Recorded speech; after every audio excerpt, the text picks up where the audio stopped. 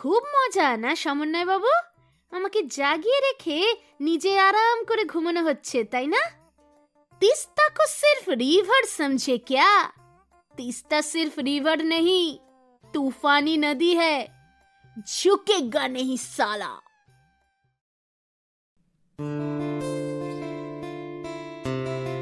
একটা তুলির আঁচড় দিলাম, আকাশ হলো নীল, সুখের অসুখ নিলাম তোমার চোখেতে ঝিলমিল। প্রেমের ফাঁদে পড়ুক না হয়, উড়ুক তাদের ঘুম, কৃষ্ণচূড়ায় লাল হলো এই ভালোবাসার মরশুম।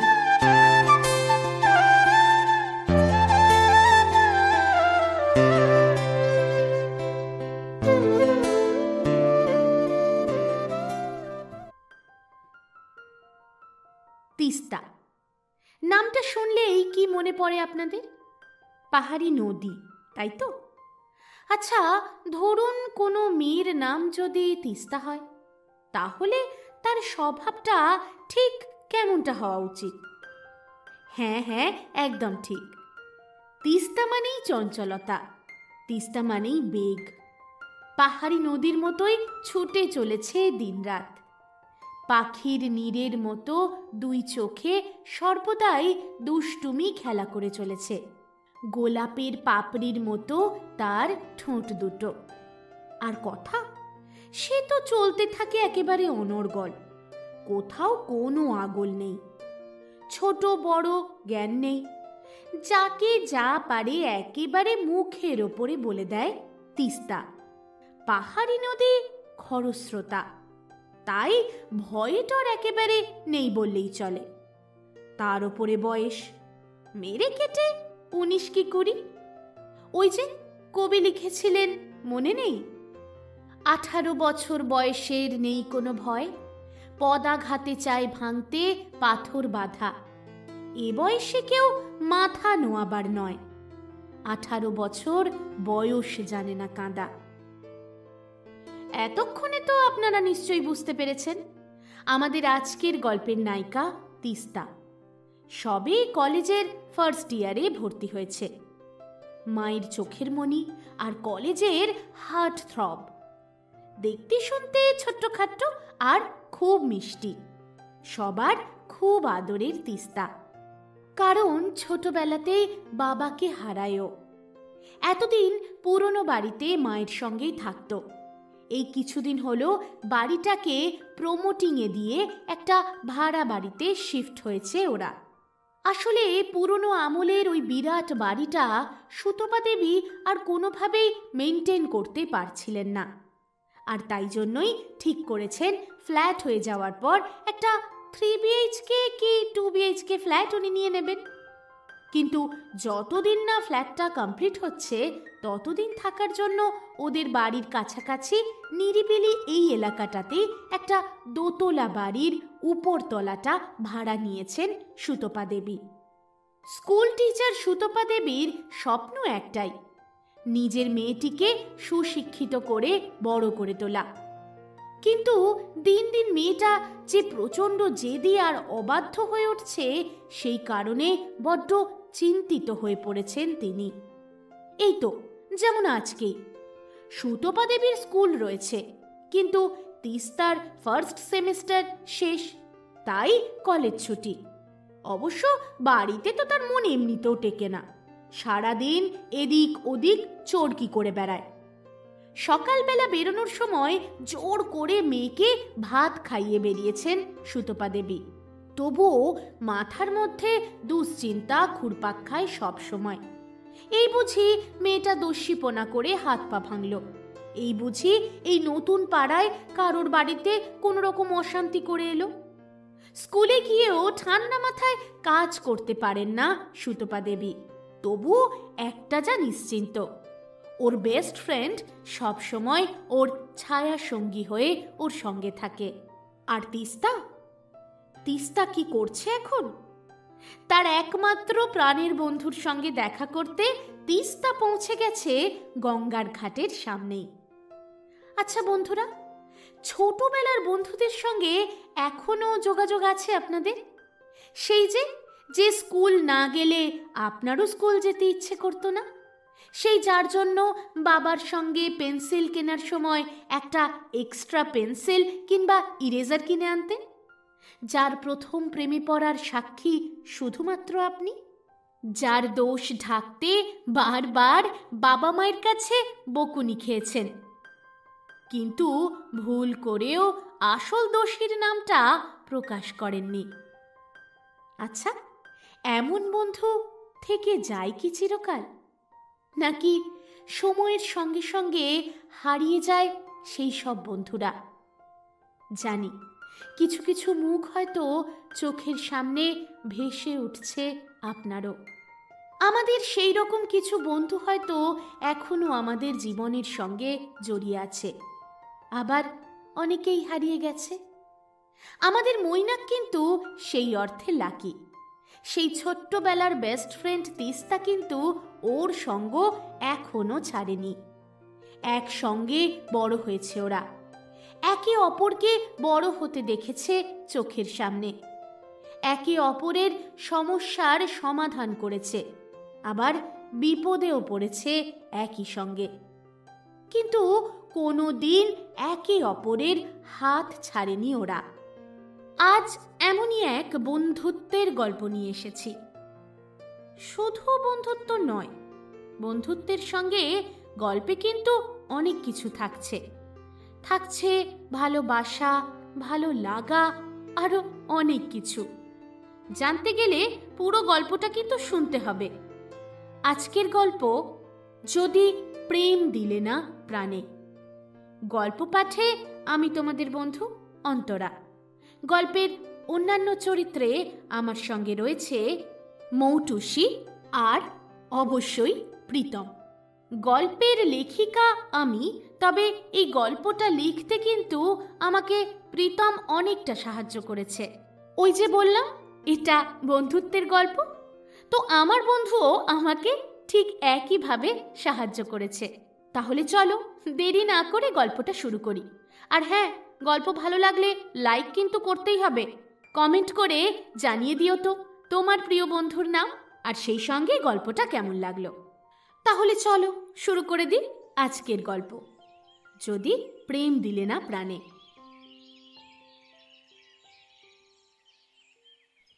কি একটা সারপ্রাইজ দেবে বলে মৈনাক আজকে ডেকে পাঠিয়েছে তিস্তাকে। তাহলে চলুন গিয়ে দেখে আসি দুই বন্ধু মিলে গঙ্গার ধারে ঠিক কি ঘন্টটা পাকাচ্ছে।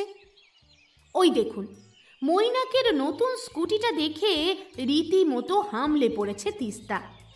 ঝকঝকে চেরি রেড কালারের স্কুটি, কোনো রকম গিয়ার চেঞ্জের ঝামেলা নেই। আবার নাকি ডান হাতের অ্যাক্সিলারেটরটা কষে দিলেই দৌড়বে সাই সাই করে।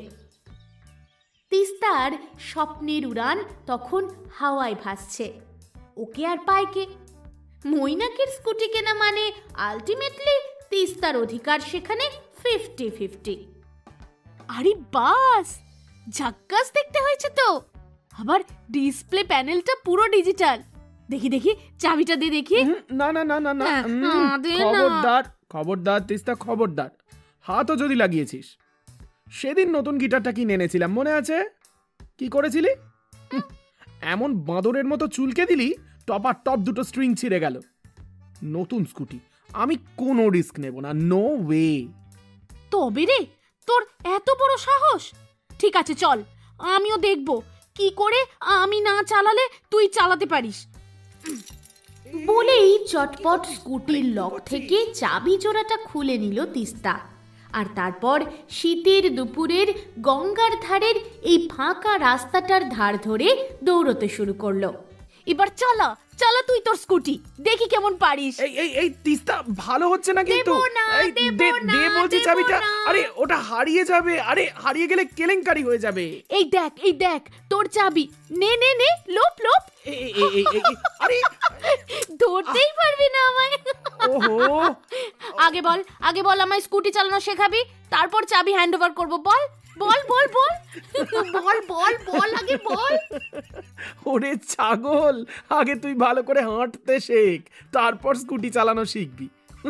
তোর তো এখন প্যারাম্বুলেটার চালানোর বয়স। তবে রে, যত বড় মুখ নয় তত বড় কথা। এই দিলাম তোর চাবিটা ফেলে, এই দিলাম বলেই ডান হাতে চাবির গোছাটা নিয়ে গঙ্গার দিকে ছুঁড়তে যাবে, ঠিক তখনই হোঁচট খেয়ে একেবারে হুড়মুড়িয়ে পড়ে গেল তিস্তা। এটা অবশ্য নতুন কিছু নয়, তিস্তা যখন তখন যেখানে সেখানে টিকবাজি খায়। এই ঘটনায় অভ্যস্ত হয়ে গেছে ময়না। বেশ হয়েছে, দেখেছিস তো, অনেকক্ষণ ধরে বলছিলাম, শুনলি না তো আমার কথা? এবার বোঝ, পা ভেঙে বাড়িতে পড়ে থাকবি, আমি তুলবই না। যা। ঘ্যান ঘ্যান করে উঠল তিস্তা। প্লিজ আমায় তোল নাকু, প্লিজ, এরকম করিস না। দেখ বড্ড লেগেছে আমার পায়ে। তুই না আমার বেস্ট ফ্রেন্ড, তুলবি না আমাকে? তুলবো না, তুই পড়ে থাক। না, আর ময়না খুব একটা বিলম্ব করলো না, চটপট ডান হাতটা বাড়িয়ে দিল তিস্তার দিকে।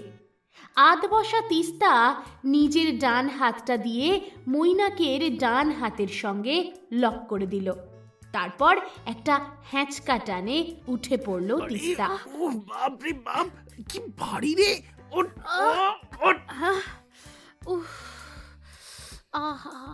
মরে গেলাম গো, মরে গেলাম। অসভ্য ছেলে, তোর জন্য পড়ে গেলাম। এই আমার জন্য কোথায় পড়ে গেলি? হ্যাঁ, উন্মাদের মতো দৌড়চ্ছিলি, নিজের দোষে পড়ে গেছিস। কে বলেছিল দৌড়তে? হ্যাঁ, আমায় স্কুটি শিখিয়ে দিবি কি দিবি না? নতুন স্কুটি, যদি একটা আঁচড় লেগেছে রে। বলছি তো কিচ্ছু হবে না, গ্যারেন্টি দিচ্ছি আমি। ঠিক তো? পাক্কা প্রমিস। দেখ। স্কুটির ফ্রন্ট সিটে চাপলো তিস্তা, আর ব্যাক সিটে মৈনাক, যদিও তখনও পর্যন্ত সিঙ্গেল স্ট্যান্ডটা তোলেনি। যদি ডিসব্যালেন্স হয়ে যায় তাহলে চাপে পড়বে দুজনেই। চল তাহলে শুরু করি।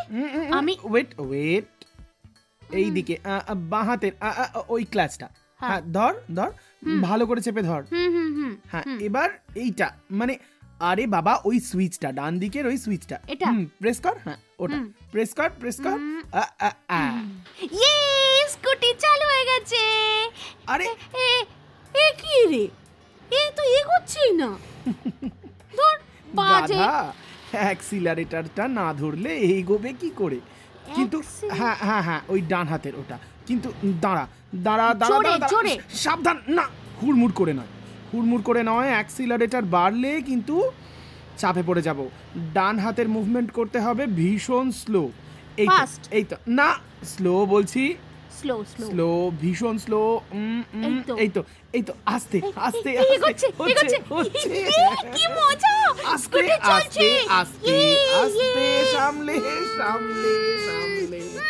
সামলে।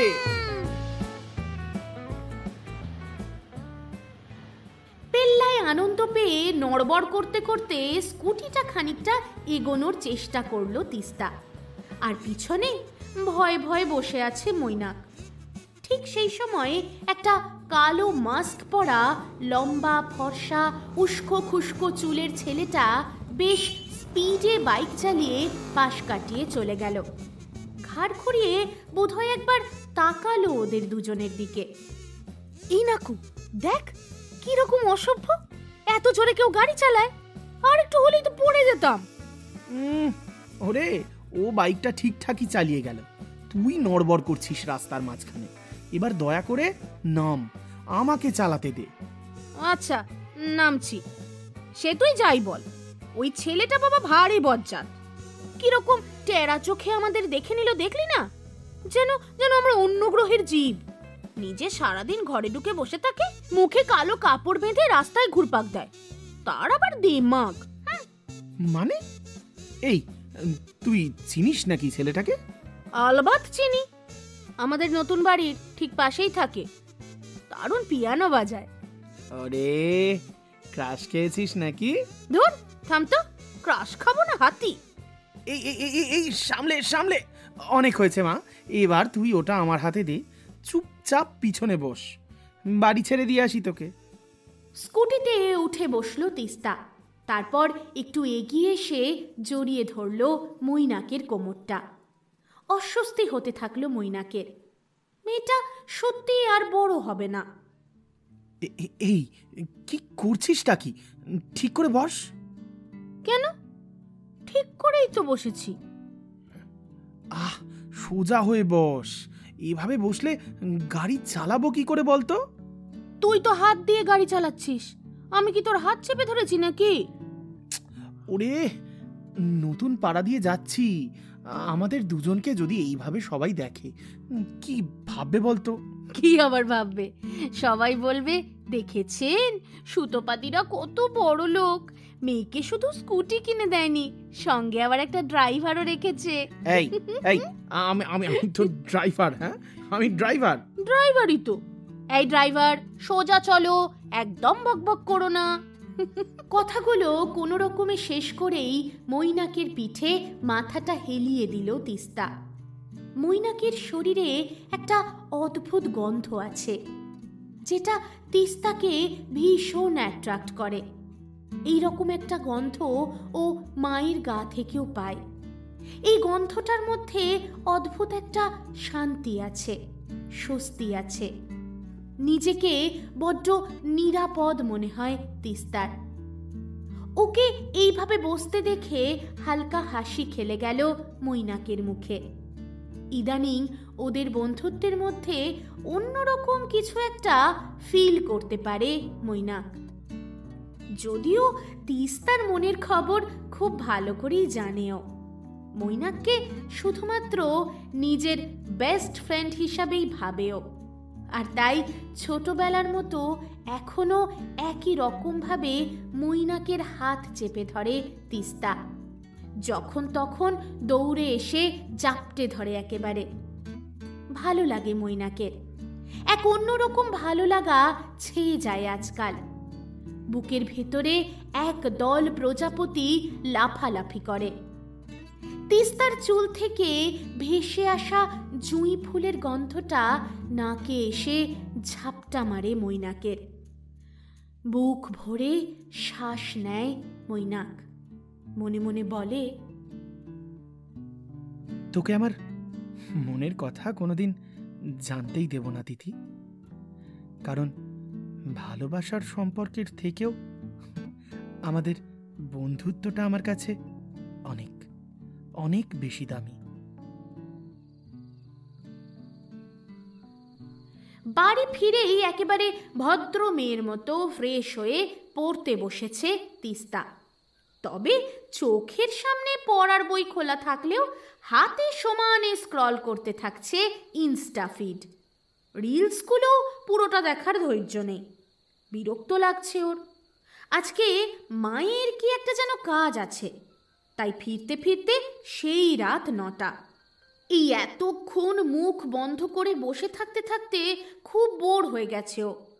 এদিকে এখন মৈনাক মানে নাকুকেও কল করা যাবে না। জয়েন্ট এন্ট্রান্সের প্রিপারেশন নিচ্ছে ও। এবছর ভালো র্যাঙ্ক আসেনি। যেভাবেই হোক পরের বছর মেডিকেলে পেতেই হবে ওকে। মৈনাকের বাবার স্বপ্ন মৈনাক ডাক্তার হবে।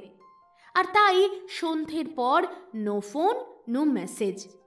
সেই আবার রাতে শুতে যাওয়ার আগে মৈনাক কল করে তিস্তাকে। আর থাকতে পারছে না তিস্তা, বড্ড বোর লাগছে। করব না করেও মেসেজটা করেই ফেলল। মেসেজটা ডেলিভার হতেই হাসি পেয়ে গেল মৈনাকের। ইয়ের পাশে এতগুলো আই দেখেই বুঝতে পেরেছে মেয়েটা নিশ্চয়ই একা রয়েছে আর তাই খুব বোর হচ্ছে। আর 2টো অঙ্ক বাকি, এ দুটো শেষ করেই কল করবে। চটপট টাইপ করলো মেসেজ। হাসি ফুটল তিস্তার মুখে। হাতে ফোনটা নিয়ে টেবিল থেকে উঠে বারান্দার দিকে এগিয়ে গেল তিস্তা। ডিসেম্বরের ফার্স্ট উইক, বেশ ঠান্ডা ঠান্ডা পড়েছে। চারিদিক নিস্তব্ধ নিঝুম।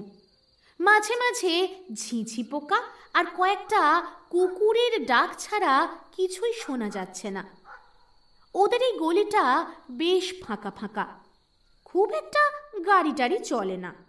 সকালের দিকে বাইক, স্কুটার, ফোর হুইলার থাকলেও এই সময়টা সাধারণত শান্ত হয়ে যায় চারদিক। এক মনে স্ট্রিট লাইটটার দিকে তাকিয়ে ফোনের অপেক্ষা করছিল তিস্তা। আর ঠিক তখনই ওর কানে ভেসে এলো একটা হালকা পিয়ানোর সুর।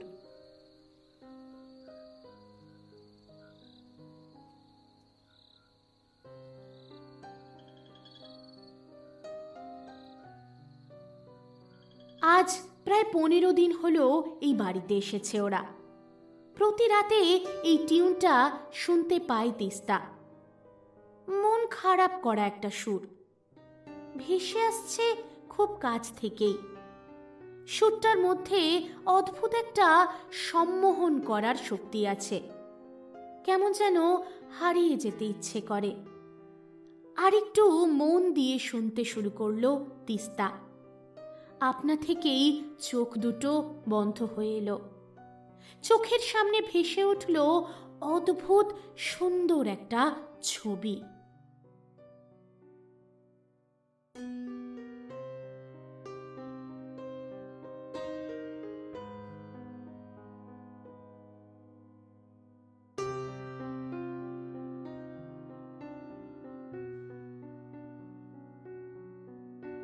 একটা ছোট্ট লেক, লেকের উপরে কাঠের ব্রিজ।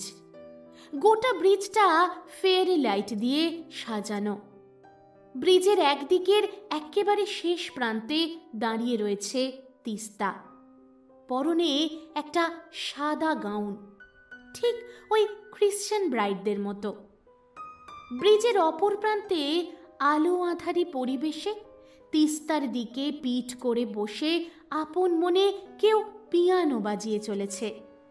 পরনে তার ব্ল্যাক স্যুট, চুলগুলো কেমন যেন উস্কো খুস্কো। পিয়ানোতে সমানে বেজে চলেছে অদ্ভুত সেই মন খারাপ করা সুর। অস্থির হয়ে উঠছে তিস্তা, কেমন যেন সম্মোহিতের মতো ব্রিজের ওপর দিয়ে হাঁটতে শুরু করেছে। কিন্তু পথ যেন আর ফুরোচ্ছে না। উল্টো দিকের মানুষটার কাছে শত চেষ্টা করেও পৌঁছতে পারছে না ও। কষ্ট হচ্ছে, বুকের ভিতর যেন যন্ত্রণা হচ্ছে। চোখ ফেটে জল আসছে তিস্তার। মনে মনে সমানে বলে চলেছে তিস্তা, আমি আসছি, আমি আসছি, এত কষ্ট পেও না, আমি আসছি তোমার কাছে, আসছি আমি। কিছুতেই তার কাছে পৌঁছতে পারছে না তিস্তা। কিছু একটা যেন টেনে রেখেছে ওকে। এগোতে গিয়েও পিছিয়ে আসছে। নিঃশ্বাস নিতে কষ্ট হচ্ছে ওর। চোখ দুটো এবার জোর করে খুলে ফেলল তিস্তা। আর ঠিক তখনই হাতের মুঠোয় ফোনটা ভাইব্রেট করে উঠল। মা কলিং। নিজেকে একটু ধাতস্থ করে নিয়ে ফোনটা ধরল তিস্তা। হ্যালো, কি হলোটা কি? কোথায় থাকো তুমি? এই নিয়ে দুবার কল করলাম আমি। মৈনাক তোমাকে কল করছে, ধরছো না কেন? ছেলেটা তোমাকে অনেকবার কল করছে, পায়নি। শেষে ভয় পেয়ে আমাকে কল করেছে। কি হয়েছেটা কি তোমার? মৈনাক কল করেছিল, কিন্তু ফোন তো আমার হাতেই ছিল। আমি তো... কোন খেয়ালে থাকো তুমি? দিন দিন অত্যন্ত অসভ্য হয়ে যাচ্ছ। আমাকে তো জ্বালিয়ে মারছই, এদিকে ছেলেটাকেও শুধু শুধু টেনশন দিয়ে। এবার বিরক্ত লাগলো তিস্তার। বেশ ঝাঁঝিয়ে উঠে ও বলল, বললাম তো খেয়াল করিনি, আমি ওকে কল করে নিচ্ছি। তোমাকে কে বলেছে এত বকবক করতে? রাখো ফোন। তিস্তা, আমি কিন্তু... মায়ের কথাটা শেষ হওয়ার আগেই ফোনটা কেটে দিল তিস্তা। কি যে হলো হঠাৎ করে। ঘড়িতে দেখলো প্রায় 8:30। তার মানে প্রায় আধ ঘন্টা থেকে 45 মিনিট এখানে দাঁড়িয়ে আছে। 5 বার ফোন করেছে মৈনাক, প্রায় 12-14টা মেসেজ করেছে। কিছুই লক্ষ্য করেনি ও। তাড়াতাড়ি ঘরে ঢুকে পড়ল তিস্তা। তারপর কল করলো মৈনাককে। সবটা শুনল মৈনাক। তারপর বিজ্ঞের মতো ঘাড় নেড়ে উত্তর দিল, গরম। ভ্যাপা চাকা খেয়ে উত্তর দিল তিস্তা। মানে? মানে মূলো, ফুলকপি ওই জাতীয় কিছু খেয়েছিলি কি? শীতকাল তো, এইসব বেশি খাস না, পেট গরম হয়েছে। ফালতু বকিস না তো। তুই জানিস বারান্দায় দাঁড়িয়ে দাঁড়িয়ে আমি প্রায় অজ্ঞান হয়ে গিয়েছিলাম। স্বাভাবিক, তুই তো ঘোড়া, অবাক হওয়ার কিছু তো নেই। এই একদম ভাট বকবি না, এই জন্য না তোকে আমার কিচ্ছু বলতে ইচ্ছে করে না। আচ্ছা আচ্ছা, ঠিক আছে ঠিক আছে, বুঝতে পেরেছি আমি। আসলে ওই টিউনটা তোর খুব ভালো লেগে গিয়েছিল, তাই জন্য তুই হয়তো এইসব ইমাজিন করতে শুরু করেছিলি। হ্যাঁ, ঠিক বলেছিস, অসম্ভব সুন্দর টিউনটা। ইস, যদি রেকর্ড করে রাখতাম তোকে শোনাতে পারতাম। লোকটা না জাদু জানে, জানিস? সেই জার্মানির বাঁশিওয়ালা হ্যামলিনের গল্প পড়েছি আমরা, ঠিক তেমন। হ্যাঁ, আর তুই সেই বাঁশির জাদুতে পাগল হয়ে গিয়ে ইঁদুরের মতো দৌড়চ্ছিলি। হ্যাঁ। কি বললি তুই আমাকে? আমি ইঁদুর? হ্যাঁ তো, নেংটি ইঁদুর। ব্যাস, শুরু হয়ে গেল ঝগড়া। এ এখন চলতে থাকবে যতক্ষণ না তিস্তা কান্নাকাটি করে মৈনাকের কাছে সরি আদায় করছে ততক্ষণ। সারা রাত স্বপ্ন দেখল তিস্তা। অডিটোরিয়াম ভর্তি লোকজনের সামনে বসে পিয়ানো বাজাচ্ছে ও। সবাই মুগ্ধ হয়ে ওর বাজনা শুনছে। কিন্তু হঠাৎ করেই অডিটোরিয়ামে একটা জায়ান্ট সাইজের ইঁদুর ঢুকে পড়ল। ব্যাস, ছুটোছুটি পড়ে গেল চতুর্দিকে।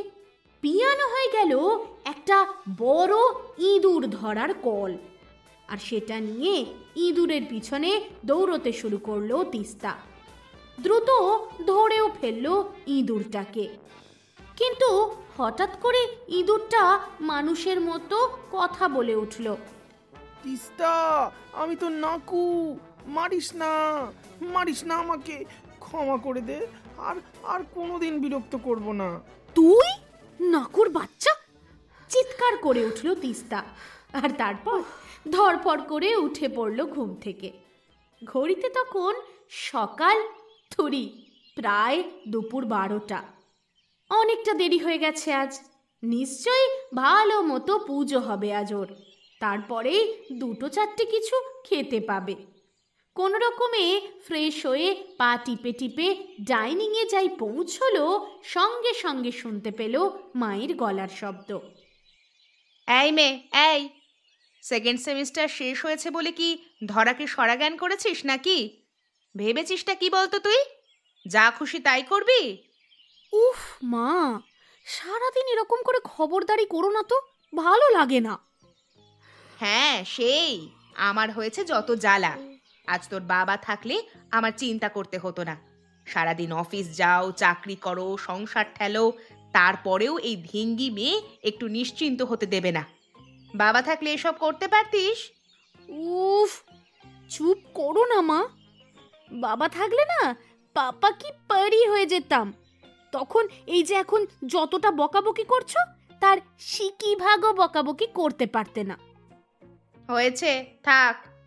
কলেজ কবে থেকে তোমার? সেমিস্টার শেষ হয়েছে অনেক দিন তো হয়ে গেল। এখন লিভ চলছে, আরো 15-20 দিন বাদে নোটিশ দেবে। কিন্তু কেন বলো তো? কেন আবার? আমার হাড় মাস খানিকটা জুড়োবে। পড়া নেই, শোনা নেই, সারাদিন ওই বয়ফ্রেন্ডকে নিয়ে টোটো কোম্পানি করে বেড়ানো। এই 1 মিনিট, কি বললে তুমি? বয়ফ্রেন্ড? কাকে বলছো এসব কথা? কেন, ওই মৈনাক ছেলেটা কি তোর বয়ফ্রেন্ড নয়? সারাদিন তো ওর সঙ্গেই ফোনে, গাড়িতে, বাড়িতে জুড়ে রয়েছো। এই স্কুটি নিয়ে বেরিয়ে চলে যাচ্ছ, এই ও আমাদের বাড়িতে আসছে, এই তুমি সুযোগ পেলেই ওকে ফোন করে ফেলছো। মা প্লিজ থামো থামো, আর হাসিও না। মইনা, তাও আবার আমার বয়ফ্রেন্ড? হ্যাঁ, ভাবলে কি করে? আরে আমরা জাস্ট ফ্রেন্ড, তার চেয়ে বেশি কিছু নয়। শুধুমাত্র বেস্ট ফ্রেন্ড বলতে পারো। ও আচ্ছা, বেস্ট ফ্রেন্ড শুধুমাত্র। তাতেই এত দহরম মহরম? লোকে কি ভাববে? হ্যাঁ, লে, লোকে কি ভাববে সেটা আমি কেন ভাববো? হ্যাঁ, লোকেদের ভাবনা লোকেদের উপরই ছেড়ে দাও মা। কুছ তো লোক কহেঙ্গে, লোগোं का काम है कहना। শোনো, বড় হচ্ছ, একা হাতে অনেক কষ্ট করে চাকরি বাকরি করে তোমাকে মানুষ করছি। এই সোসাইটিতে আমাদের একটা মান সম্মান আছে, মাথায় রেখো। আর কয়েকটা বছর পরে তোমাকে বিয়ে দিতে হবে, তখন 5 জন 5 কথা বললে আমি কিন্তু কিছু করতে পারবো না। জাস্ট চিল মা, কিচ্ছু করতে হবে না তোমাকে। একটা ছেলে একটা মেয়ের বেস্ট ফ্রেন্ড, এটা যে সোসাইটি মেনে নিতে পারে না, সেই সোসাইটি আমাকে কি বললো না বললো তাতে আমার কিচ্ছু যায় আসে না মা। মুখে মুখে তর্ক করো না মা, যা বলছি তাই শোনো। একটু শান্ত হও এবার, আর ওই মৈনাকের সঙ্গে ঘোরাঘুরিটা খানিকটা কমাও। কথা নেই বার্তা নেই, যখন তখন ছেলেটাও চলে আসে আমাদের বাড়ি। কলিং বেল বাজলো ঠিক তখনই। আজ রবিবারের দুপুর, তাই স্কুল ছুটি। সুতপা আজ বাড়িতেই আছেন। চঞ্চল মেয়ের দাপটে এক কথায় উনি অস্থির। কলিং বেলটা বাজতেই পা বাড়ালেন দরজার দিকে। উফ, এখন এই দুপুরবেলায় আবার কে এলো রে বাবা? আসছি। দরজা খুলেই সুতপা দেবী দেখলেন সামনে হাসি হাসি মুখে দাঁড়িয়ে রয়েছে মৈনাক। ও বাবা, তুমি? এসো এসো। হ্যাঁ আন্টি, ভালো আছো? হ্যাঁ, আমি ভালোই আছি। তোমাদের সেমিস্টার শেষ হয়ে গেল তো অনেক দিন। কলেজ কবে খুলবে? নতুন সেমিস্টারের পড়াশোনা শুরু করেছো? হ্যাঁ আন্টি, ওই চলে যাচ্ছে আর কি। এখন কোথা থেকে এলে? বাড়ি থেকে বুঝি? না না আন্টি, আসলে আমি আজকে সকালবেলায় একটু নার্সিং হোমে গিয়েছিলাম। আসলে আমার এক বন্ধুর বাবা হঠাৎ করে অসুস্থ হয়ে পড়েছেন, ওখান থেকেই ডাইরেক্ট আসছি এখানে। তিস্তার সঙ্গে সকাল থেকেই তো কথা হয়নি, তাই। আচ্ছা, ও কোথায় রয়েছে? ওমা, তাই বুঝি? যাও যাও, ভেতরে যাও। তাহলে তো সারাদিন কিচ্ছু খাওয়া দাওয়া হয়নি। লাঞ্চ না করে কিন্তু যাবে না। সেই কি আন্টি, তুমি আবার? থাক, আর কথা বাড়িয়ে কাজ নেই, তুমি ভেতরে যাও। মৈনাকের পিছন পিছন সুতপা দেবী এলেন তিস্তার কাছে। তারপর তিস্তাকে বললেন, দেখ তোর বন্ধু কত রেসপন্সিবল। বন্ধুর বাবা হসপিটালে ভর্তি বলে নিজে তদারকি করছিল, আর তুই? আরে মা, you are such a flipper. একটু আগেই তো। চুপ, আর কথা বাড়াবে না তুমি। তোমাদের লাঞ্চ রেডি হয়ে গেছে, তাড়াতাড়ি খেতে এসো। আজকে আমি মাটন কষা করেছি। মাতাজি তুসি মহান হো। এই না কু জানিস, একটু আগেই না তোকে আমার বয়ফ্রেন্ড বলে চালিয়ে দিচ্ছিল এই মহিলা, এমনকি নানান রকম অভিযোগ করছিল। আর এখন দেখ, তোকে দেখে গলে পাঁক হয়ে গেছে, তোকে এখন মাংস ভাত রান্না করে খাওয়াচ্ছে। আজব। আরে এই তিস্তা, কি ভুলভাল কথা বলছিস? চনা, তোকে জামাই আদর করে আজকে জামাই ষষ্ঠী খাওয়াবে মা। ধ্যাৎ, যত বাজে কথা। ইস তিস্তা, অসভ্যতামি করো না। চলো তাড়াতাড়ি খেতে চলো। মৈনাক, তুমি হাত পাটা ধুয়ে এসো। কেটে গেছে আরও প্রায় 3 দিন। এই 3 দিনে প্রতি রাতেই পিয়ানোর সুর শুনেছে তিস্তা। যতই শুনেছে ততই ভেসে গেছে আবেগে। এখন তো প্রতি রাতে এই শব্দটা না পেলে ওর ঘুম আসে না। এখন রাতে মৈনাক ফোন করলেও এড়িয়ে যায় তিস্তা। একা একাই সময় কাটাতে ইচ্ছে করে, বিশেষ করে রাতের এই মুহূর্তটা। সকাল হলেই আবার সব স্বাভাবিক। না, এই সুরটা ওকে শিখতেই হবে, যেভাবেই হোক, যে করেই হোক। কিন্তু শিখবে কি করে, কি করবে বুঝতে পারল না তিস্তা। আর তাই ঠিক করে ফেলল ওর মুশকিল আসানের সঙ্গে যোগাযোগ করবে। এত সহজ? তুই বলবি আর উনি শেখাতে শুরু করে দেবেন? তুই তো বলিস সারাদিন নাকি গোমরা মুখ করে বাড়িতে বসে থাকে লোকটা। রাস্তায় যখন বেরোয় মুখে মাস্ক নাকি সব পরে বেরোয়। তার মানে তো খুব একটা সোশ্যাল নয়, আমার তো অন্তত মনে হয় না। হ্যাঁ হ্যাঁ, শুরুতেই নেগেটিভ নেগেটিভ কথাবার্তা বল তুই।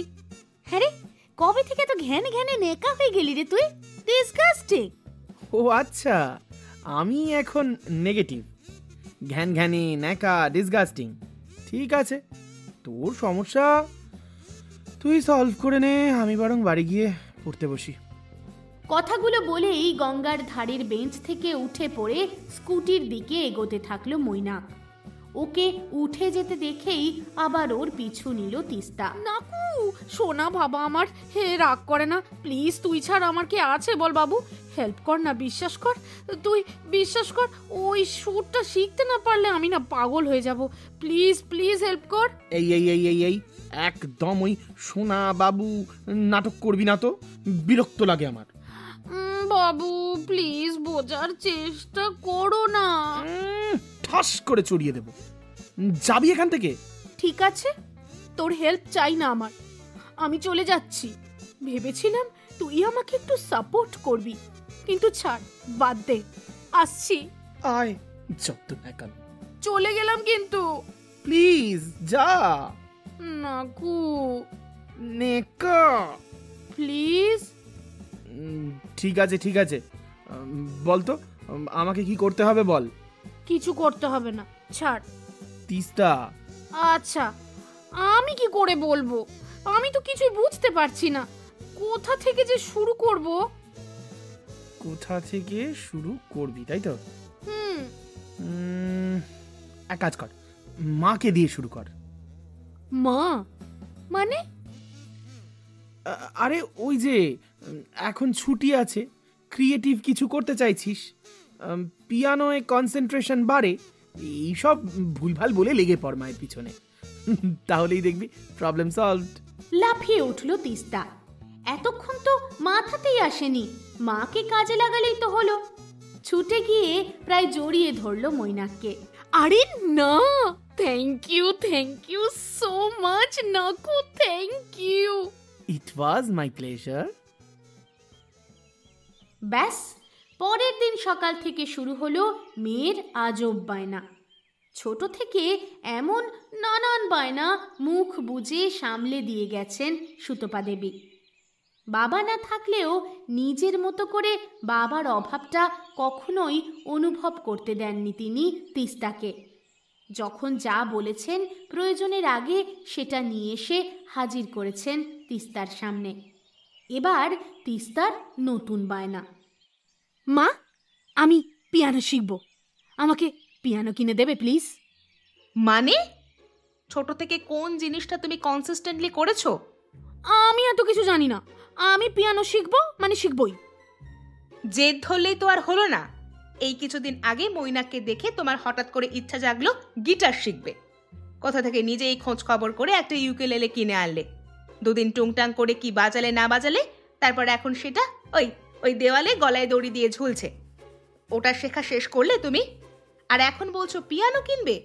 কত দাম জানো পিয়ানোর? শুধু শুধু অত খরচা করার সময় এখন নয়। আমার যে অনেক দিনের ইচ্ছা মা পিয়ানো শেখার। তা হঠাৎ করে এই ইচ্ছাটা জাগলো কেন সেটা জানতে পারি কি? আসলে মা, আমাদের পাশের বাড়িতে যে থাকে, কি সুন্দর পিয়ানো বাজায়, এত সুন্দর সুর যেন ভেসে যেতে ইচ্ছে করে। ও আচ্ছা, এই ব্যাপার। আর ওই সুরে তুমি আবেগে ভেসে গেলে, তাই তো? তা যে ছেলেটি পিয়ানো বাজায় তার সম্বন্ধে কিছু শুনেছো? সেই ছেলেটির অধ্যাবসায়, সেই ছেলেটির গুণাগুণ তোমার কানে কিছু গেছে? একটু পাড়ায় কান পেত, বুঝতে পারবে ছেলেটা কত মেধাবী আর কত একাগ্রতা সব বিষয়ে। তোমার মতো এরকম উড়নচণ্ডী নয়, উঠলো বাই তো কটক যাই। মা প্লিজ, এই একটাই রিকোয়েস্ট, না এটাই শেষ রিকোয়েস্ট, আর কখনো কিছু আবদার করব না। প্রতিটা ইচ্ছার পর এই তোমার এই একটাই কমিটমেন্ট থাকে তিস্তা, আর কোনোদিন কিচ্ছু আবদার করবে না। তারপর দিন গেলেই তুমি সব ভুলে যাও, আর অন্যায় আবদারগুলো চলতেই থাকে। এবার আমি ঠিক করেছি, আর এই অন্যায় আবদারগুলোকে আমি কোনো রকম প্রশ্রয় দেব না।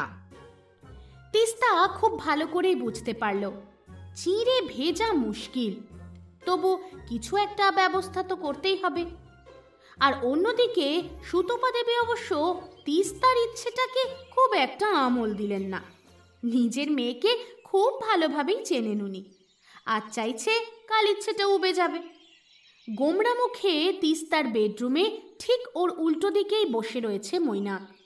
এতক্ষণ ধরে তুমুল ঝড়ঝাপটা চলার পর কান্না শুরু করেছে তিস্তা।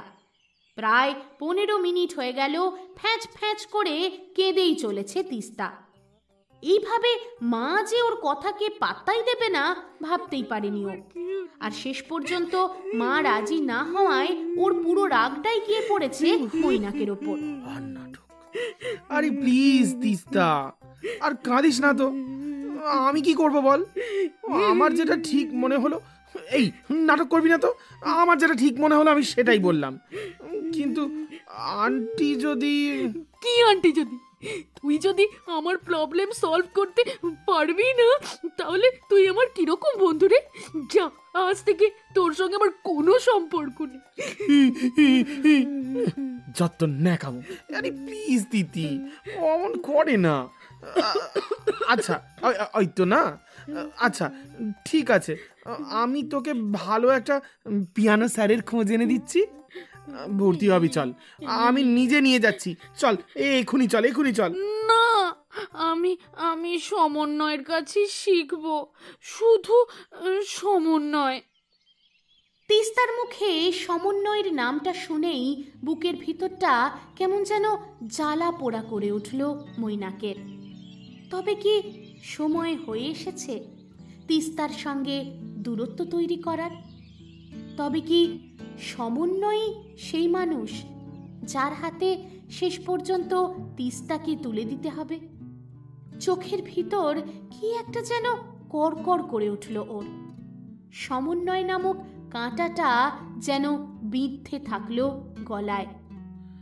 ও আচ্ছা, বুঝেছি। কি চাস তুই? সমন্বয়ের ফোন নাম্বার, তাই তো? ওয়েল, পেয়ে যাবি, কিন্তু প্লিজ এইভাবে কান্নাকাটি করে আর ওই সব শরীর খারাপ করার কোনো দরকার নেই। কথা বাড়ালো না মৈনাক। দরজাটা সজোরে বন্ধ করে বেরিয়ে গেল বাড়ি থেকে। হয়তো বুঝতে পেরেছিল, অবাক দুটো চোখ ওর দিকেই তাকিয়েছিল। কিন্তু না, ফিরে যায়নি মৈনাক, ফিরে তাকায়নি। কেন তাকাবে? ওর কি অভিমান হয় না? অচেনা অজানা একটা মানুষের প্রতি এত আগ্রহ যে খুব একটা স্বাভাবিক নয়, তা খুব ভালো করেই বুঝতে পারছে মৈনাক।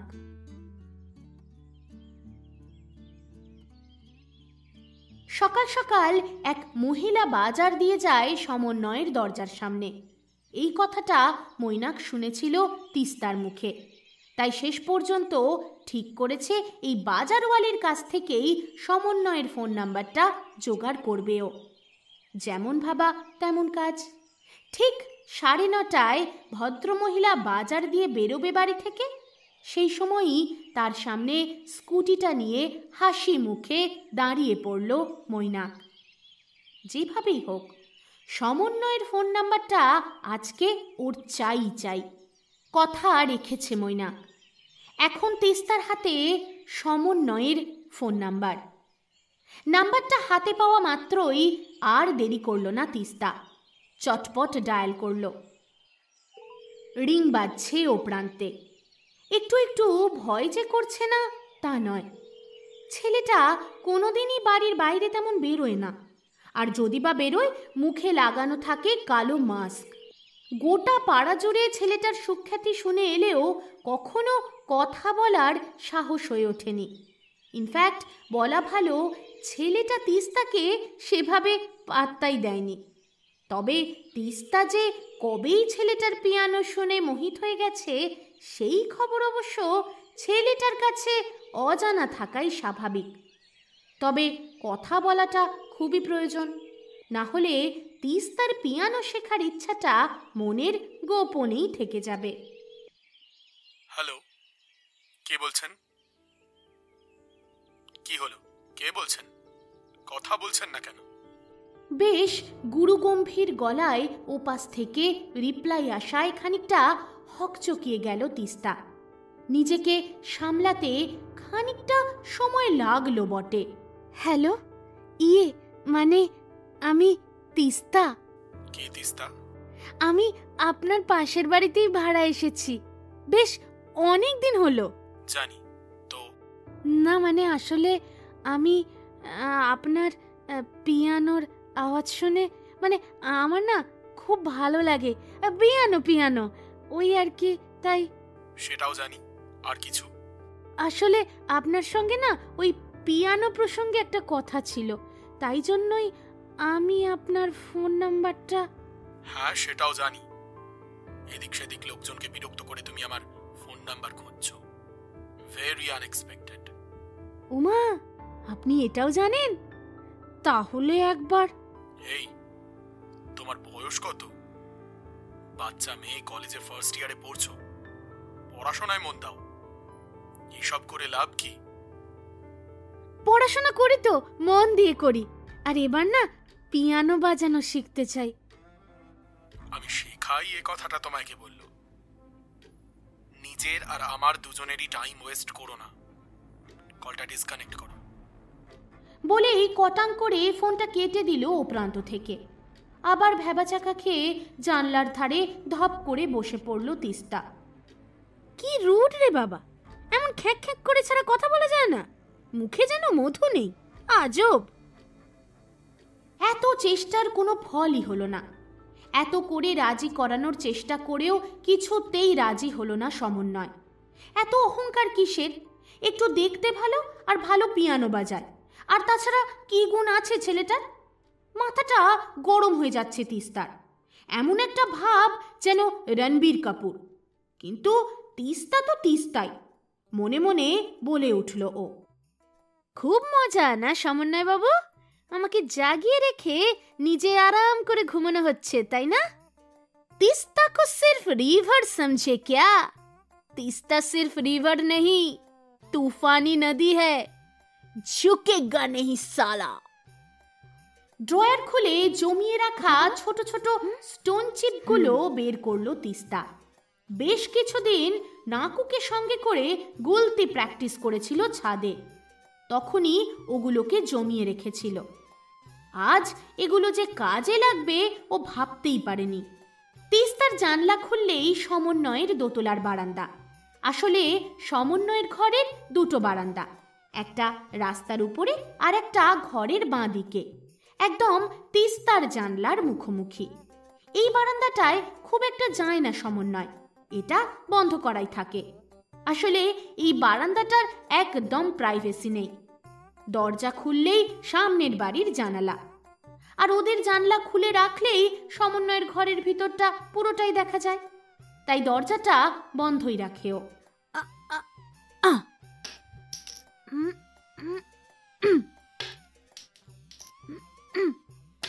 হঠাৎ করে এই দরজাটায় শব্দ হতে শুরু করলো। শিলাবৃষ্টি হচ্ছে নাকি? না, বাইরে বৃষ্টি হচ্ছে না, ডিসেম্বরের ঠান্ডা, কিন্তু আওয়াজটা হচ্ছে কোথায়? রাতে ঘুম আসে না সমন্বয়ের, হয় পিয়ানো বাজায় কিংবা লেখালেখি করে। আজকে ওপরের এই ঘরটায় বসেছিল খাতা পেন নিয়ে, আর ঠিক তখনই আওয়াজ আসা শুরু হলো। আওয়াজটা বন্ধ হতেই দরজাটার দিকে এগিয়ে গেল সমন্বয়। আলোটা জেলে দরজাটা খুলে একটু চমকে উঠল, কারণ তড়িঘড়ি করে তিস্তা তখনও জানলাটা বন্ধ করে উঠতে পারেনি। ভালো করেই মেয়েটাকে দেখতে পেয়েছে সমন্বয়। এদিকে দরজা খুলতে দেখেই জানলা বন্ধ না করেই নিচে বসে পড়েছে তিস্তা। কেলো করেছে। বারান্দায় ছড়িয়ে ছিটিয়ে রয়েছে স্টোন চিপস। দেখতে পেয়ে প্রথমে খানিকটা রেগে গেল সমন্বয়। খুব ভালো করেই বুঝতে পেরেছে এই কাজটা কে ঘটিয়েছে, তবে অবাক হয়েছে তার থেকেও বেশি করে। মেয়েটা হঠাৎ করে সমন্বয়ের সম্পর্কে এত বেশি করে উৎসাহী হয়ে কেন পড়েছে? এতটুকু ছোট মেয়ে, পাড়ায় বা আশেপাশে যতটুকু নজরে পড়ে তাতে বেশ ছটফটে গোছেরই মনে হয়। এই তো সেদিন রাস্তায় একটা ছেলের সঙ্গে স্কুটি নিয়ে কি কাণ্ডটাই না করছিল, দেখেই মনে হয় ম্যাচিওর। এখন তো আবার সমন্বয়ের নাকের ডগায় সমন্বয় সম্পর্কে খোঁজ খবর নেওয়ার জন্য রীতিমতো উতলাপনা করে চলেছে। এমনকি সবজি বিক্রেতা বোনটার কাছ থেকে পর্যন্ত ফোন নাম্বার জোগাড় করার চেষ্টা করেছে।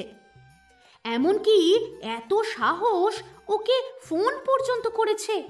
আর ও রাজি না হওয়ায় বাড়িতে এসব ঢিল পাটকেল ছুঁড়ছে।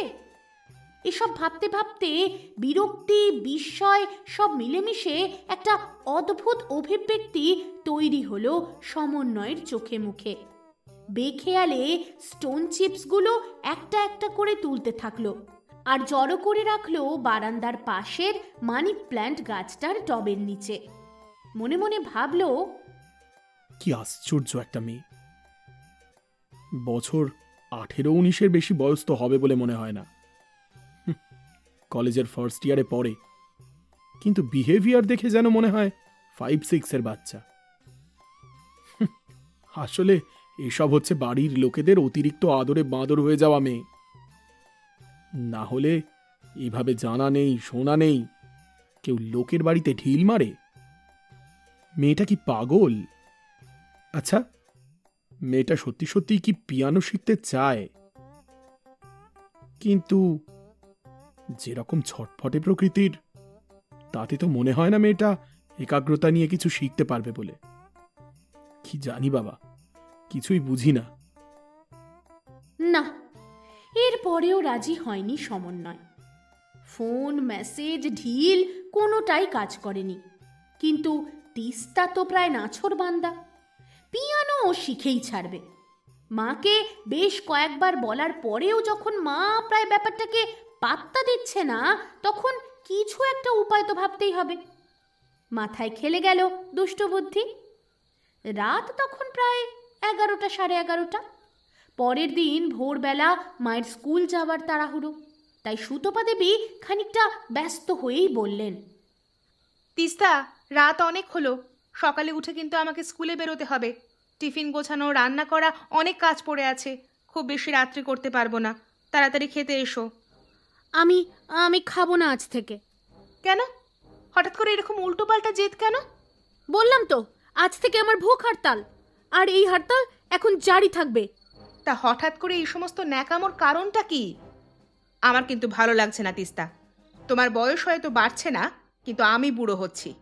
হচ্ছই তো, শুধু বুড়ো হচ্ছ এমনটাই নয়, তার সঙ্গে কেমন যেন একটা পানসে টাইপের হয়ে যাচ্ছ। তা তোমার দাবিটা বলে ফেলো তো দেখি। আমি পিয়ানো শিখবো। যতদিন না তুমি পিয়ানো শেখাতে রাজি হচ্ছ, ততদিন আমি কিচ্ছু দাঁতে কাটবো না। এইসব নাটক না বন্ধ করো। খুব ভালো করেই জানো যে তুমি একটু চাপাচাপি করলেই আমি রাজি হয়ে যাব। তাই যখন তখন যা কিছু ফন্দি ফিকির করে আমাকে প্যাঁচে ফেলার চেষ্টা, তাই না? জ্বালিয়ে নাও, কত জ্বালাবে। তা বলো, এবার কোটি টাকা খরচা করে তোমার জন্য পিয়ানো কিনতে হবে। দেখি প্রভিডেন্ট ফান্ডটা ফাঁকা করে খানিকটা লোন নিতে পারি কিনা। কার কাছে শিখবে, কোথায় শিখবে, কিছু কি ঠিক করলে? সেসব তো কবে থেকেই বলছি তোমায় মা। এই পাশের বাড়ির লোকটার কাছে শিখতে চাই। তুমি একবার কথা বলো না প্লিজ। পাশের বাড়ির ছেলেটা আবার কি? ওর একটা নাম আছে তিস্তা, একটা শিক্ষিত ভদ্র ছেলে, ওর নাম সমন্বয়। কিন্তু ওর সাথে আমি এই বিষয়ে কি কথা বলবো?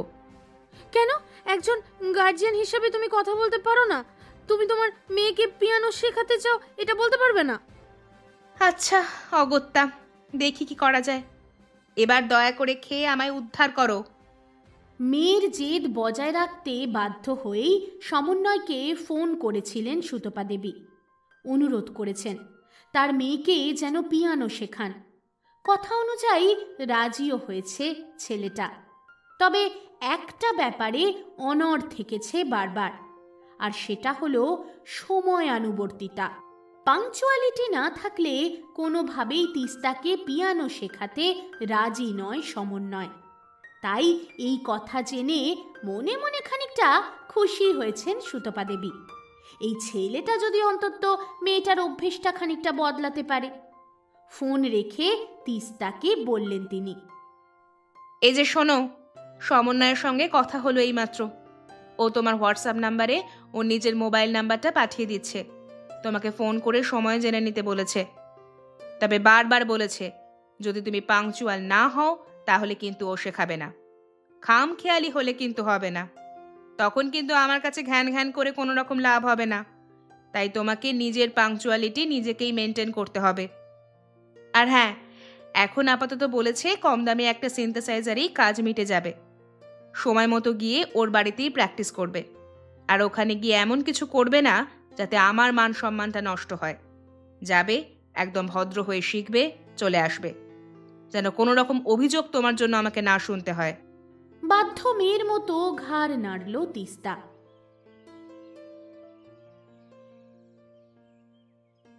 আবার কি হলো তিস্তা? সমন্বয়বাবু তো রাজি হয়েছেন তোকে শেখাতে, তাহলে? হ্যাঁ, রাজি হয়েছেন, কিন্তু কি শর্ত রেখেছেন জানিস? সকাল 5:30টায় শিখতে যেতে হবে। এই এত ঠান্ডায় সকাল 5:30টায় আমি উঠবো কি করে নাকু? আমি তো ঘুমোতেই যাই 4টের সময়। ঠিক হয়েছে, এবার ভালো জব্দ হবি তুই। কবে থেকে বলছি সকালে ওঠা প্র্যাকটিস কর। নে এবার বোঝ, এখনো সময় আছে, ভেবে দেখ পিয়ানো শিখবি নাকি আমার সঙ্গে ইউকেলেলে ক্লাসে যাবি। না, আমি ওই টুং টাং টুং টাং ইউকুলেলে বাজাবো না, আমি পিয়ানোই শিখবো, শিখবো শিখবো শিখবই। বেশ, তাহলে আর কি, বেস্ট অফ লাক। সকাল সকাল কম্বলটা নিয়েই চলে যাস তাহলে। বাঁদর! জেদ তো ধরে আছে তিস্তা, কিন্তু পারবে কি সকাল 5:30টার পরীক্ষায় পাশ করতে?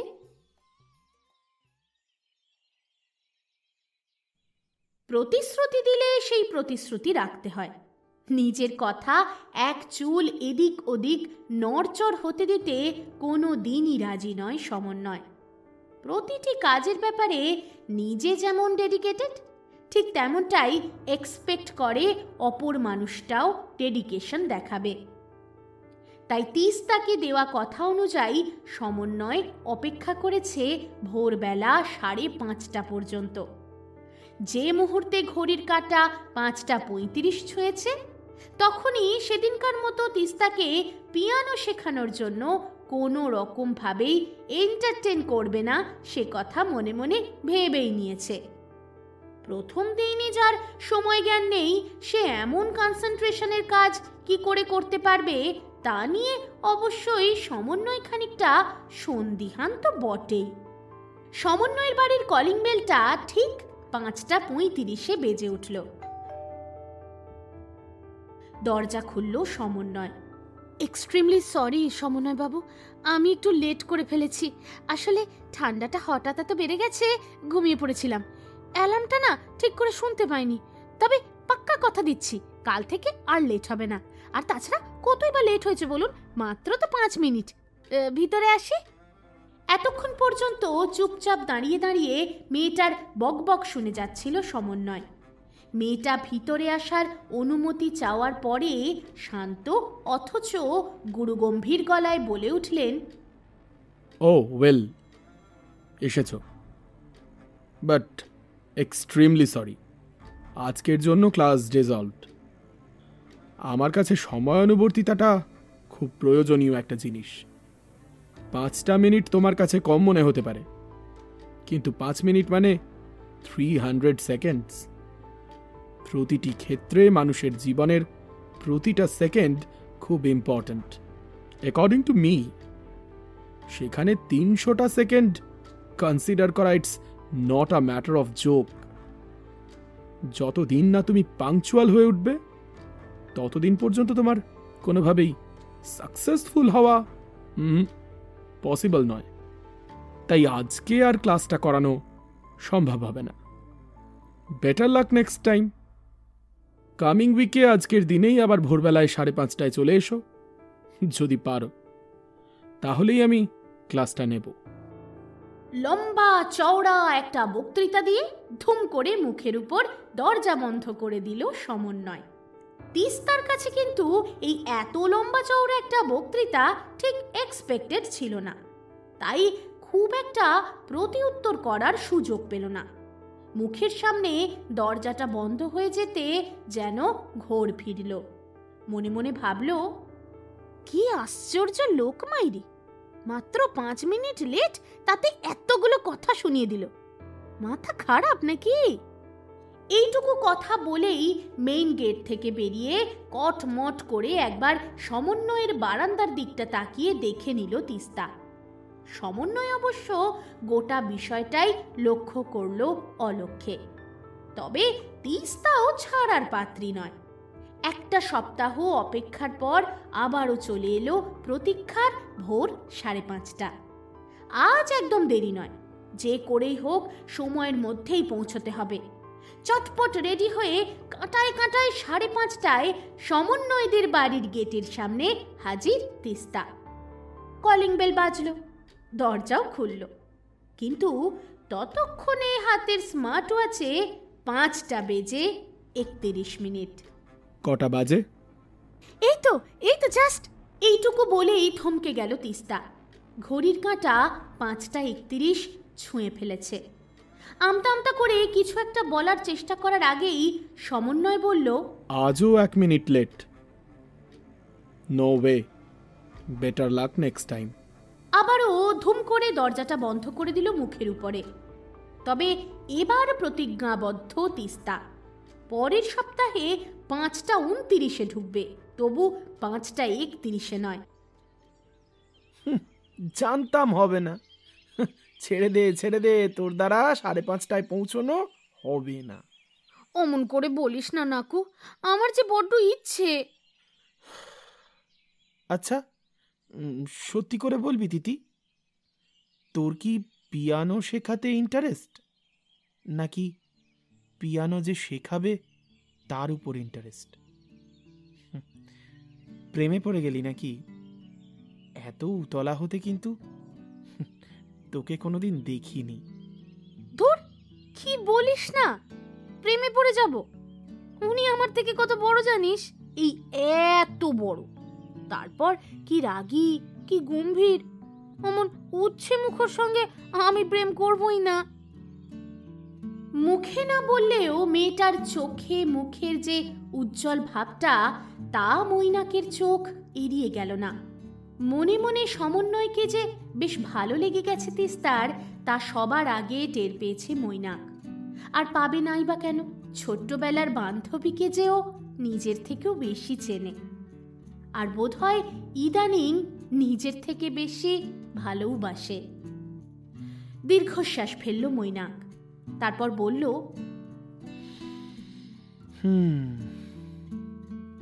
আচ্ছা, ওসব বাদ দে। শোন না, আমি ভেবে নিয়েছি এবছর যদি মেডিকেলে চান্স না পাই তাহলে ইঞ্জিনিয়ারিংটাই ট্রাই করব। আর ভাবছি ব্যাঙ্গালোরের দিকেই ট্রাই করব। ওখানে মাসির বাড়িতে থেকেই যদি বাকি পড়াটা শেষ করতে পারি তাহলে বেশ। কি বলছিস কি তুই নাকু? ডাক্তারি তো তোর স্বপ্ন, তাহলে সেসব ছেড়ে ইঞ্জিনিয়ারিং? সব স্বপ্ন কি সত্যি হয় তিতি? না রে, আর স্বপ্নে ভাসবো না। এবার বাস্তবের মাটিতে নেমে আসার খুব প্রয়োজন আছে রে। শুধু শুধু যা হবে না তার উপর না এক্সপেকটেশন রেখে লাভ কি? তার থেকে যেটা হবে সেটা নিয়ে এগোনোই ভালো। চটপট মৈনাকের দিকে ঘুরে বসলো তিস্তা।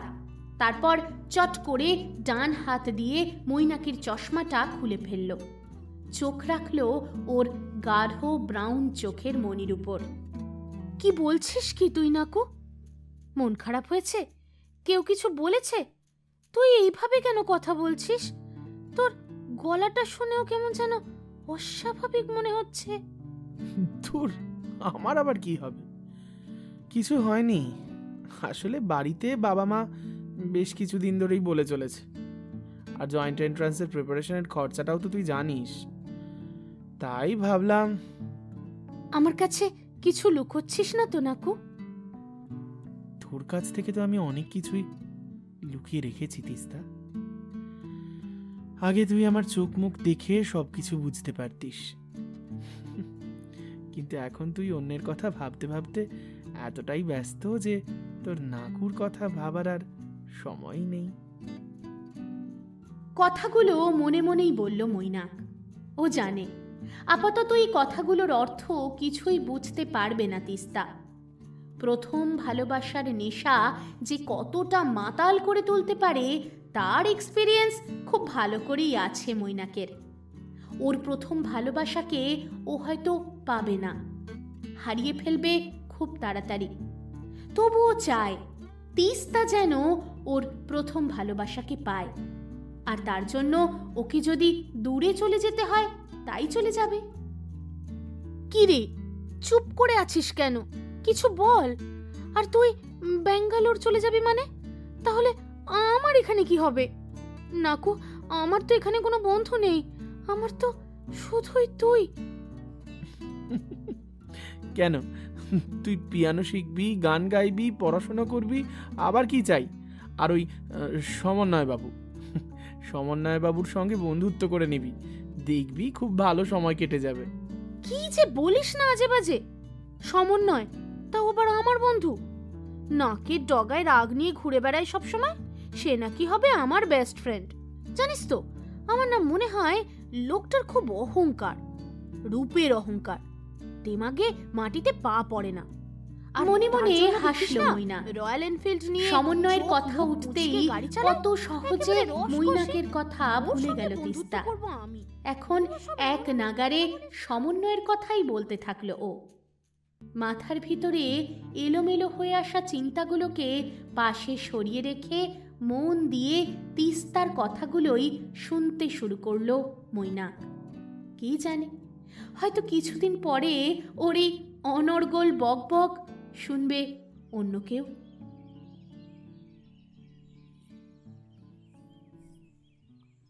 প্রথম দিনই পিয়ানো শিখতে গিয়ে সমন্বয়ের বাড়ির ড্রয়িং রুমে বসে বেশ অবাক হয়ে গেল Teesta.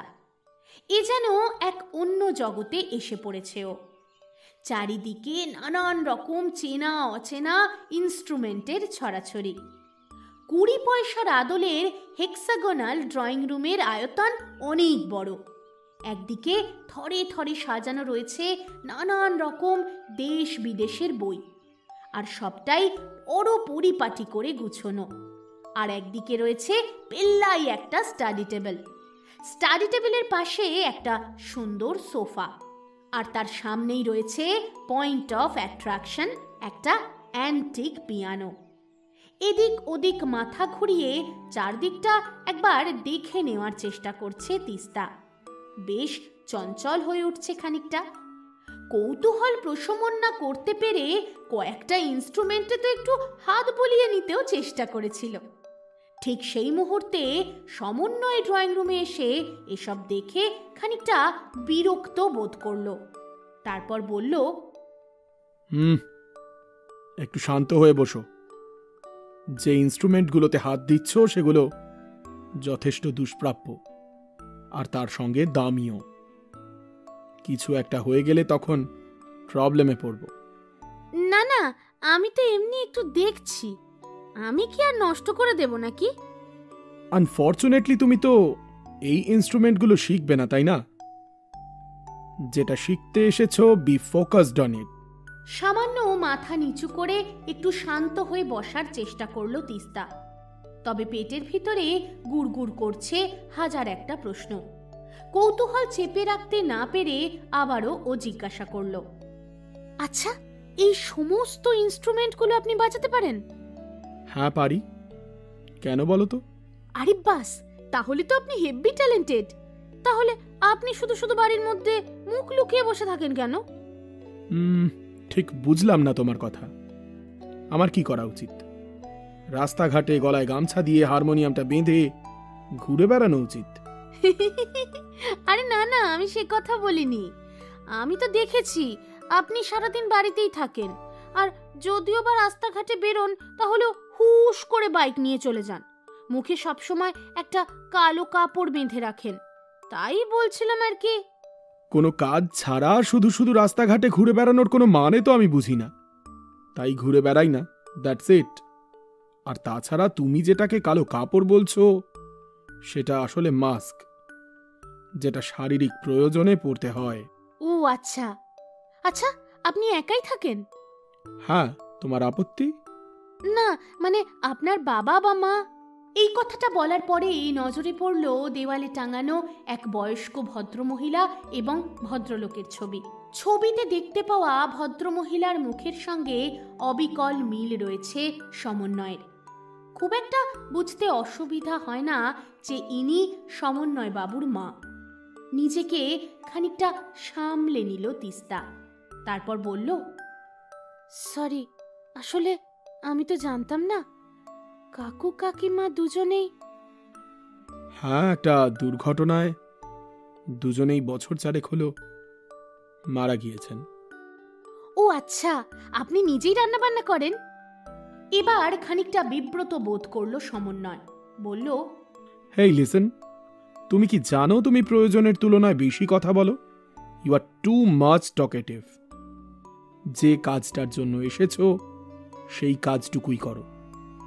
By the way, Saregama জানো? হ্যাঁ, ওই একটু আধটু।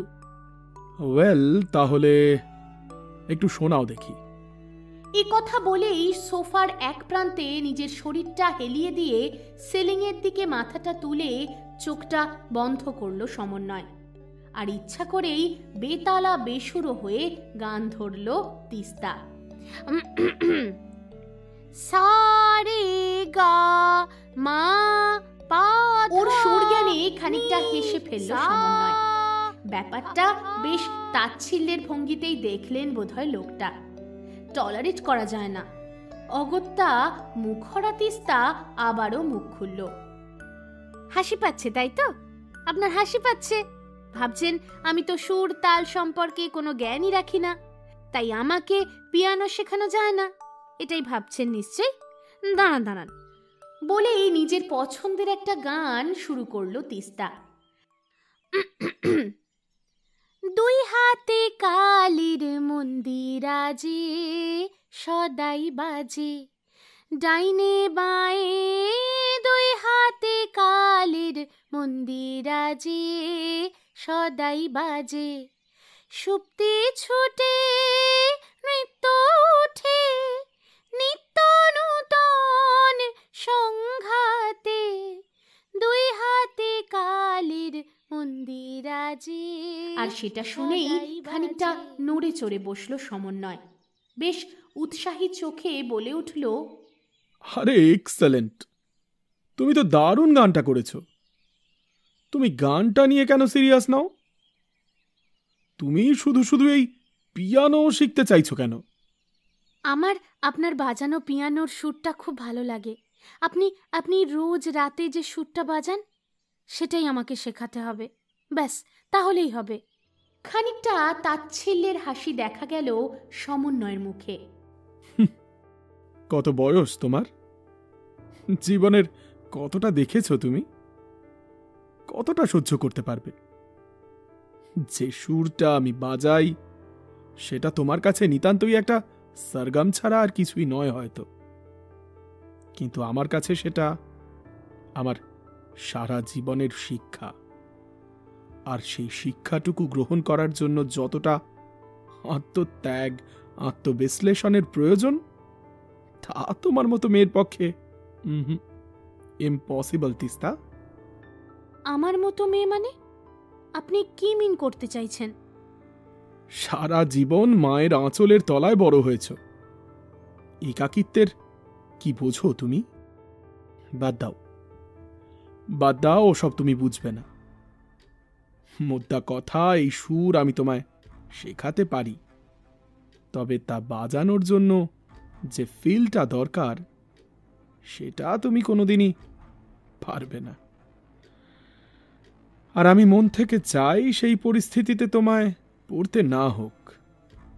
এই সুর যেন তোমাকে কোনোদিন বাজাতে না হয় তিস্তা। এ টু জেড পুরোটাই মাথার উপর দিয়ে গেল তিস্তার। যে লোকটা দুটো কথা পর্যন্ত মেপে মেপে বলে, সে যে এতক্ষণ ধরে ওকে কি জ্ঞান দিল কিছুই বুঝতে পারল না ও। শুধু মনে মনে বলল, মানুষটা সুস্থ নাকি সাইকো? কি যে বলল কিছুই তো বুঝতে পারলাম না। মাত্র কয়েকদিন সমন্বয়ের বাড়িতে পিয়ানো শিখতে যাচ্ছে তিস্তা। আর এই কদিনেই সমন্বয়ের সঙ্গে তিস্তার বেশ ভালোই একটা বন্ধুত্বপূর্ণ সম্পর্ক গড়ে উঠেছে। ইদানিং মেসেজেও টুকটাক কথাবার্তা হয় দুজনের। মৈনাকের সঙ্গে থাকাকালীন বেশ অন্যমনস্ক থাকে তিস্তা, আর মৈনাক নিজেকে আরো বেশি পড়াশোনায় ডুবিয়ে ফেলেছে।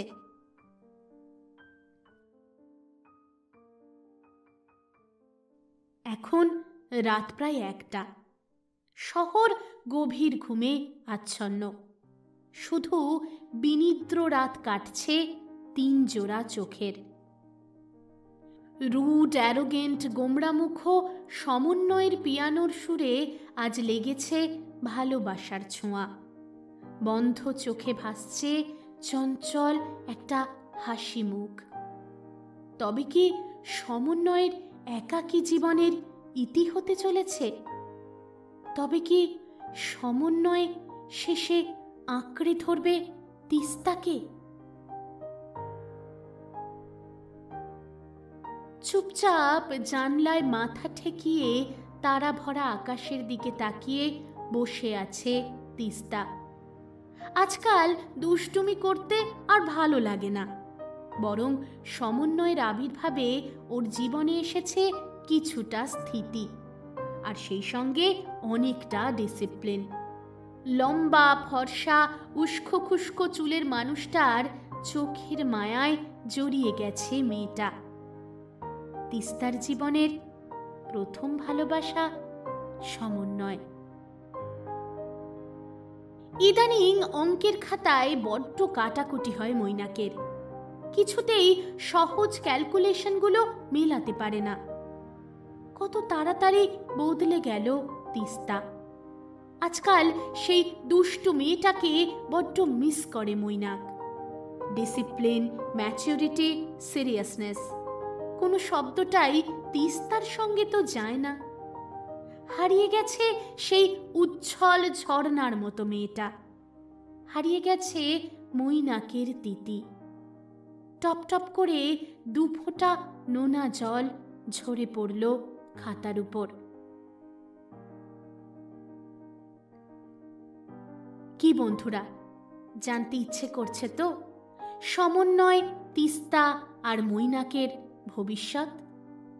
কি হতে চলেছে ওদের সম্পর্কের? সমন্বয়ের সঙ্গে তিস্তা ভালো থাকতে পারবে তো? মৈনাক কি তবে নিজেকে সরিয়ে আনবে, নাকি ঘটবে অন্য কিছু?